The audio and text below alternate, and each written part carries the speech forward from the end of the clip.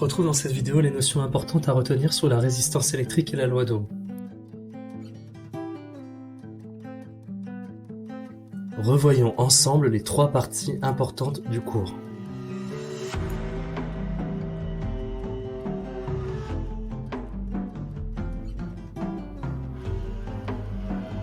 Pour s'opposer au passage du courant, la résistance va dissiper une partie de l'énergie électrique qu'elle reçoit sous forme d'énergie thermique chaleur qu'elle va libérer vers l'extérieur. Un fil électrique doit laisser passer le courant et donc ne pas résister lors de son passage. Sa résistance vaut donc 0 ohm, contrairement à un interrupteur ouvert qui, lui, s'oppose au passage du courant et possède donc une résistance très grande.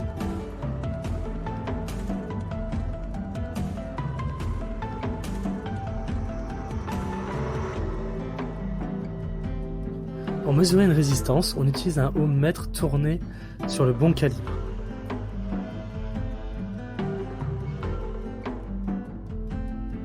On peut également mesurer une résistance à l'aide du code couleur présent sur elle, chaque cercle indiquant une valeur ou une fonction différente. Cette résistance est une résistance de 4700 ohms, soit 4,7 kΩ, due à la couleur jaune, violette, rouge, 4, 7 et un multiplicateur de 10 puissance 2, 100.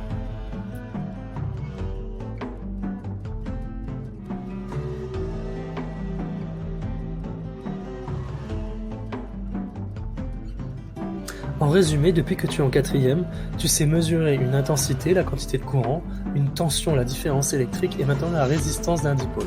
Y a-t-il un lien entre ces trois grandeurs?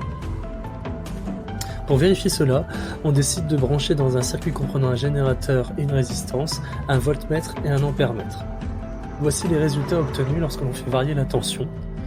Il est étrange de constater que lorsqu'on divise la tension par l'intensité, quelles que soient les valeurs, on tombe toujours sur la même mesure. Cela signifie que la tension et l'intensité sont proportionnelles, et bizarrement le coefficient de proportionnalité correspond à la valeur de la résistance qui a été branchée. Ainsi, nous pouvons écrire la loi d'Ohm, tension est égale à résistance fois intensité, et cela est vérifié pour n'importe quelle valeur de tension, d'intensité et de résistance. Pour résumer, la capacité d'un objet à s'opposer au passage du courant s'appelle la résistance de symbole R, elle se mesure en ohm de symbole oméga. Cette résistance est reliée à la tension et l'intensité par la loi d'Ohm qui s'écrit U égale R fois I.